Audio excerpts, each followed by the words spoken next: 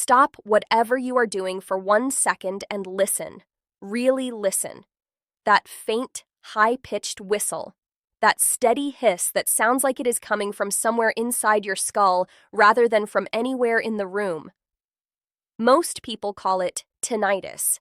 Your physician most likely called it age-related, slid a brochure for a white noise machine across the desk, and told you to learn to live with it.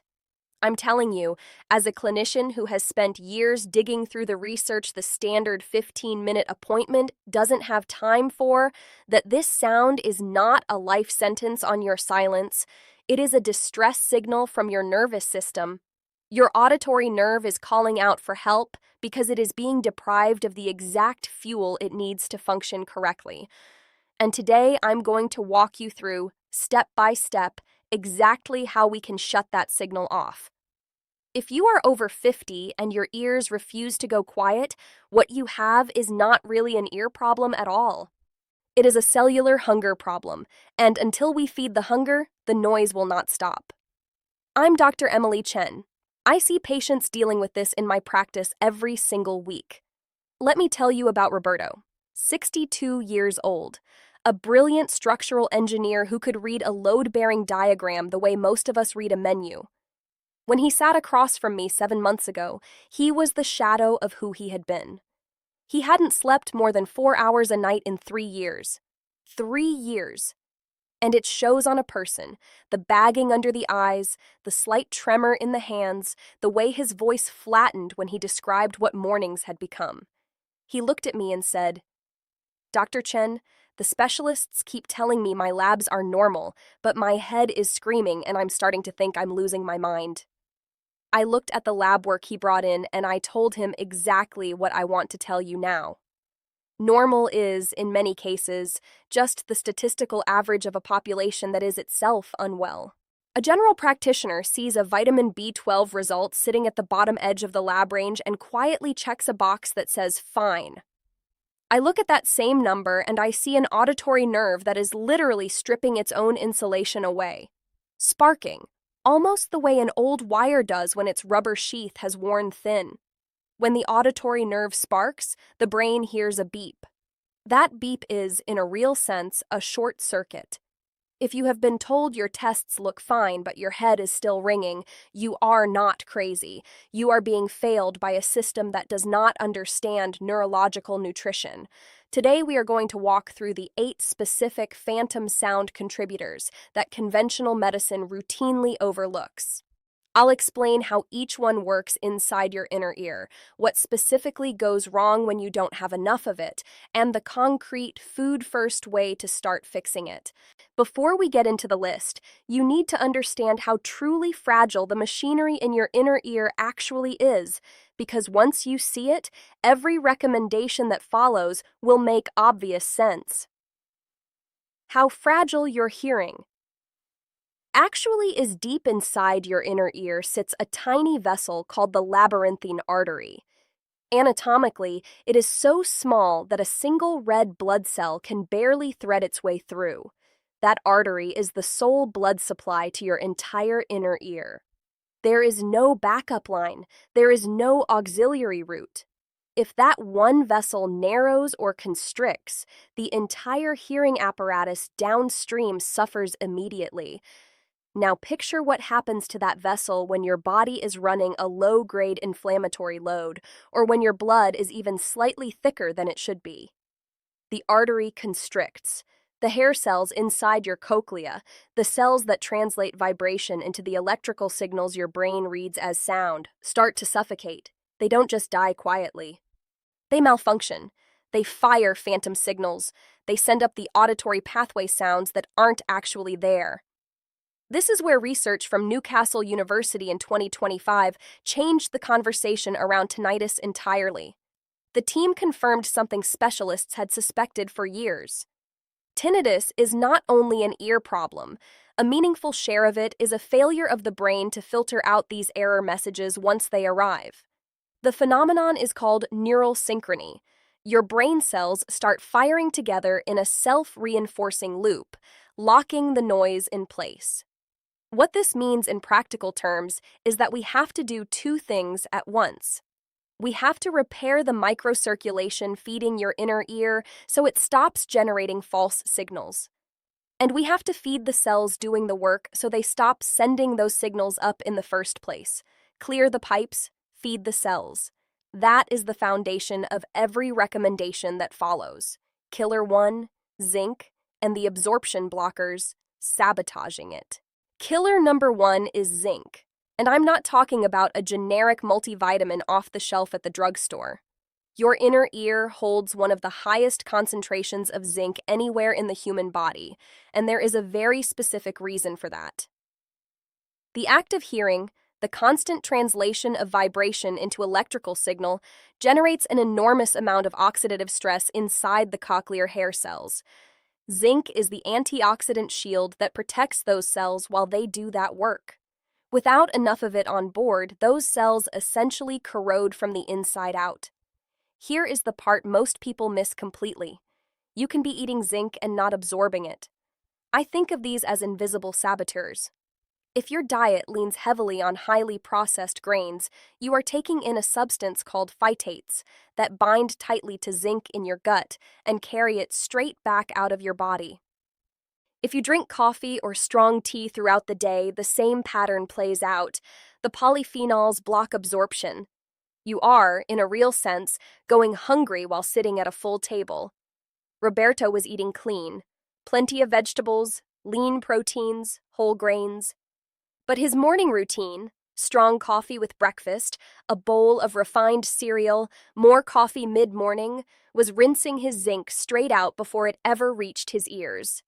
We rebuilt his approach around bioavailable zinc sources, pumpkin seeds, oysters, lean grass-fed beef, lamb. We moved his coffee to 90 minutes after his food. Within weeks, the corrosion in his cochlear cells began to slow.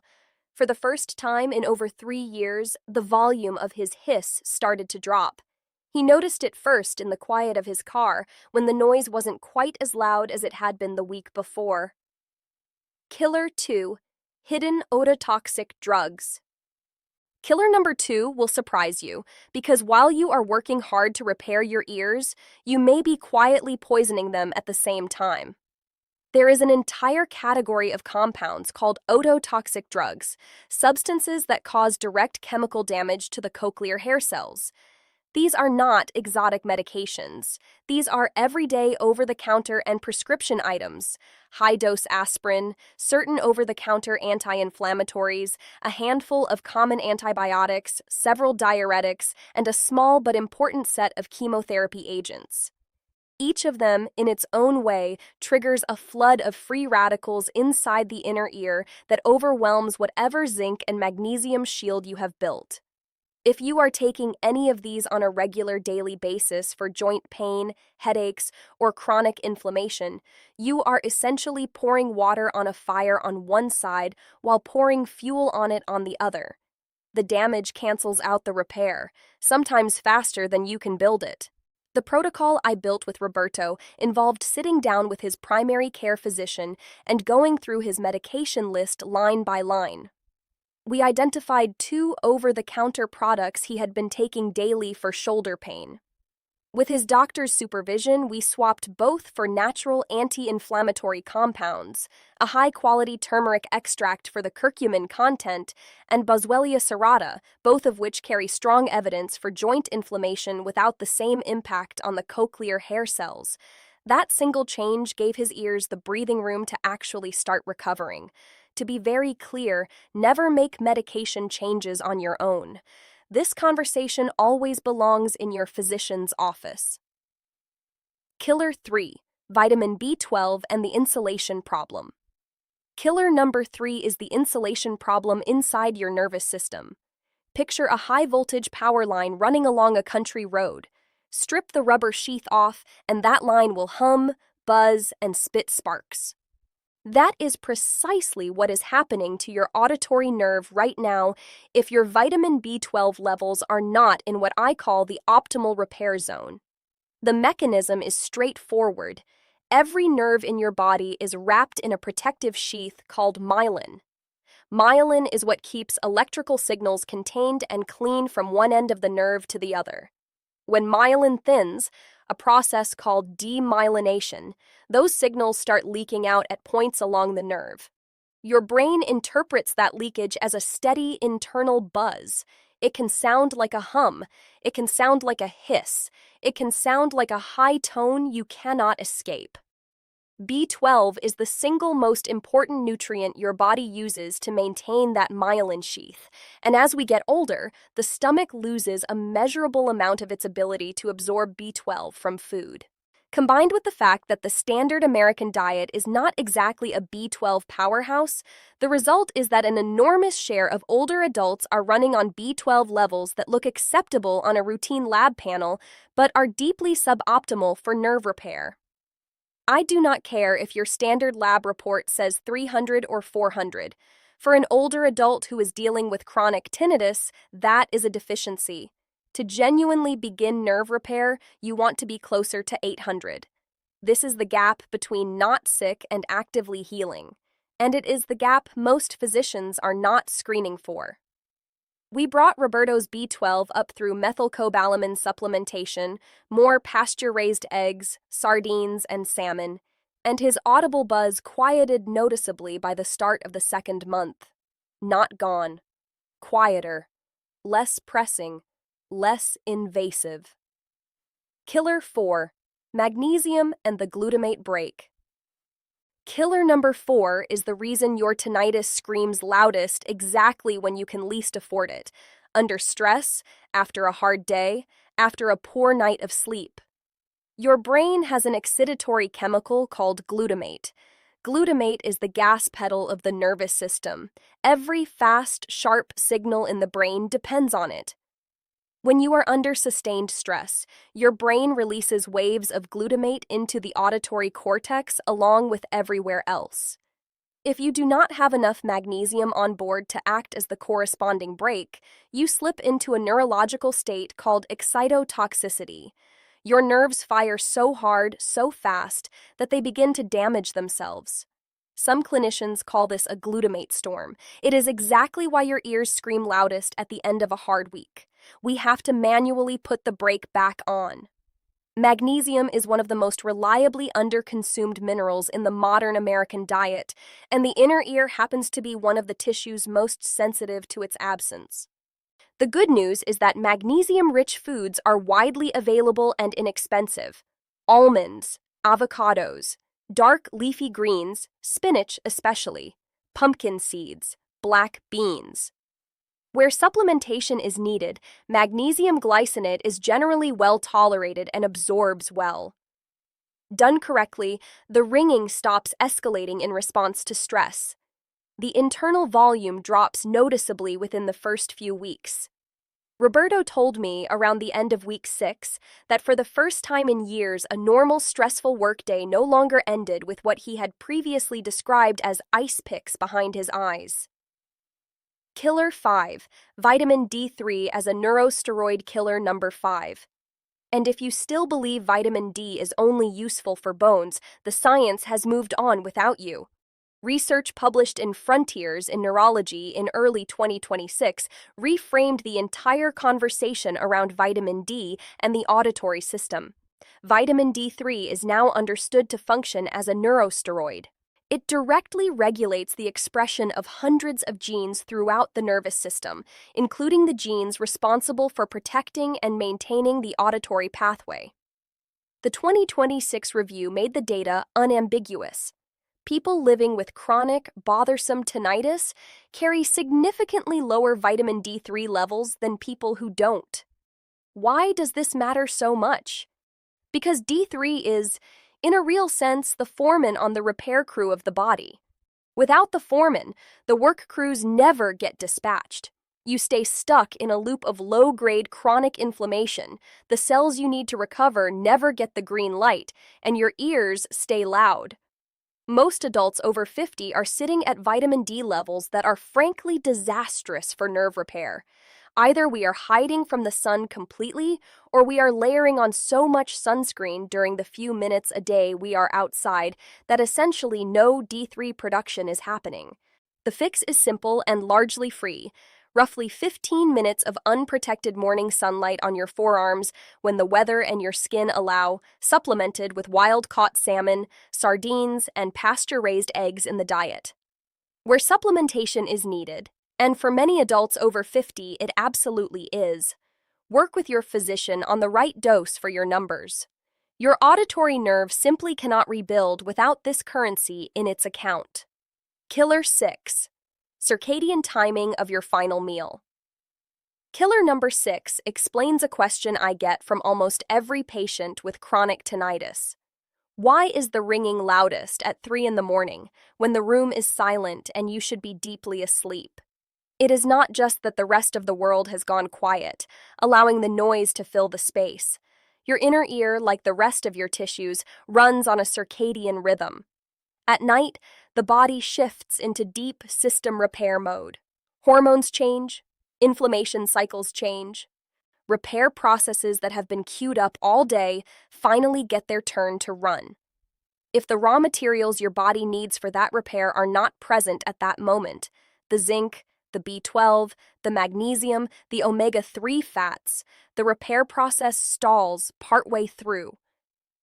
The brain notices the broken signal coming up from the cochlea and amplifies its attempt to find and fix the problem.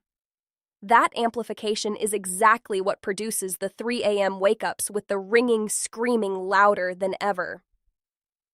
The fix is timing. Your final meal of the evening becomes, for our purposes, the most nutrient-dense meal you eat for the auditory system.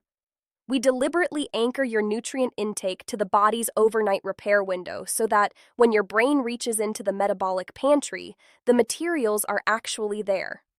Done correctly, the brain stops escalating in the middle of the night. The internal volume drops. And many patients tell me, somewhere in the second month, that they slept through the night for the first time in years. Killer 7. Omega-3. Fatty acids and the sludge problem. Killer number 7 is the omega-3 deficiency hiding in plain sight in the modern American diet. The vessels feeding your inner ear are thinner than a strand of hair, and those vessels have a low tolerance for inflammation. When your blood is loaded with inflammatory markers, driven by an overload of processed seed oils, refined carbohydrates, and a chronic shortage of marine fats, it begins to behave less like fluid and more like sludge. It cannot deliver zinc, B12, magnesium, or anything else effectively to the cochlear hair cells you are now trying so hard to feed. Omega-3 fatty acids, specifically the long-chain forms EPA and DHA, function as something close to lubricants for the auditory machinery. They make the membranes of every cell along the auditory pathway more fluid, more flexible, more responsive to incoming signals. They lower the inflammatory load throughout the body, including in the small vessels you most need to keep open. The cleanest dietary route is wild-caught fatty fish 2 to 3 times a week: salmon, sardines, mackerel, herring. If fish is hard to come by where you live, a high-quality fish oil with verified EPA and DHA content can fill the gap. Within several weeks of adequate intake, your inflammatory markers begin to drop, the vessels feeding your inner ear start carrying real fluid blood again, and the nutrients you have been packing into every meal can finally arrive where they are supposed to be working. Killer 8. Natural vasodilators: ginger, garlic, ginkgo. Killer number 8 is the circulation piece, and it is the part most people skip entirely. Once we have repaired the cells, lowered the inflammation, and rebuilt the nutrient supply, we still have to make sure blood actually reaches the inner ear with real force. This is where natural vasodilators earn their place in the protocol. 3 in particular have decades of research behind them for improving microvascular blood flow: fresh ginger root, raw garlic, and ginkgo biloba extract. Used together over time. Fresh ginger grated into meals 2 or 3 times a week, a clove of crushed raw garlic worked into salad dressings, and a quality standardized ginkgo extract taken under your physician's guidance. They essentially open the floodgates. The nutrients you have been so carefully eating actually reach the cells that have been starving for them. It was somewhere around the start of his 4th month that Roberto came back into my office and looked at me with an expression I had not seen on him before. He said, "Dr. Chen, the ringing is still there, but it has stopped sitting at the front of my head. It feels like it is somewhere in the next room over." That was the sound of blood finally reaching his auditory nerve in a way it had not in years. That was the moment the system started working with him instead of against him.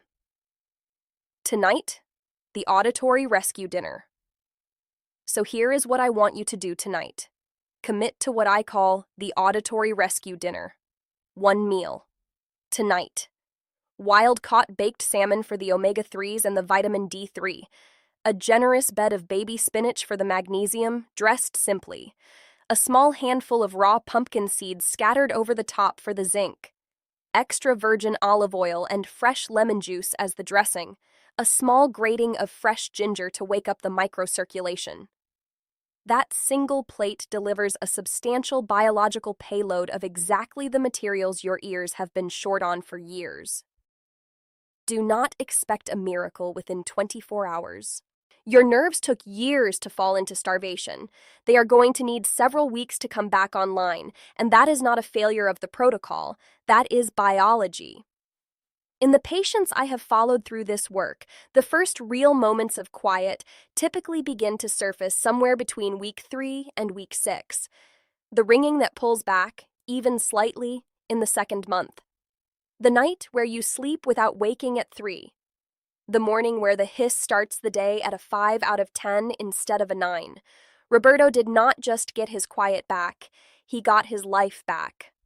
Last month, he sent me a photograph of him at a park, sitting on a low wall, looking at his 8-year-old daughter mid-laugh as she ran toward him. Underneath, he had written, "Doctor, I can hear her laughter without static behind it. I can hear the wind in the trees again. I forgot what that sounded like." That message is exactly why I push so hard against the standard normal diagnosis, and why I push back at the system that keeps telling people this is something they have to learn to live with. You have earned the quiet. You have earned the right to lie down at night and hear nothing more than your own breathing. One important note before we wrap. Everything I covered today is built around supporting your underlying biology with food, light, and basic micronutrient strategy. None of it replaces working with your own physician, and you should never adjust or stop a prescribed medication on your own, even if it appears on the autotoxic list I described. Take this video into your next appointment. Have the conversation together. Adjust together. I want you to do 2 things for me before you click away. First, share this video with one person you know who is suffering with this. There are millions of older adults who have been told nothing can be done for them when the foundation of a real solution is sitting on a dinner plate at home. Second, write to me in the comments. How long has your ringing been going on? A year? 5 years? 20? I read every comment, and your stories are the fuel for the next research project I am working on. I'm Dr. Emily Chen. Your health is the only thing that actually matters here. I'll see you on the next consultation.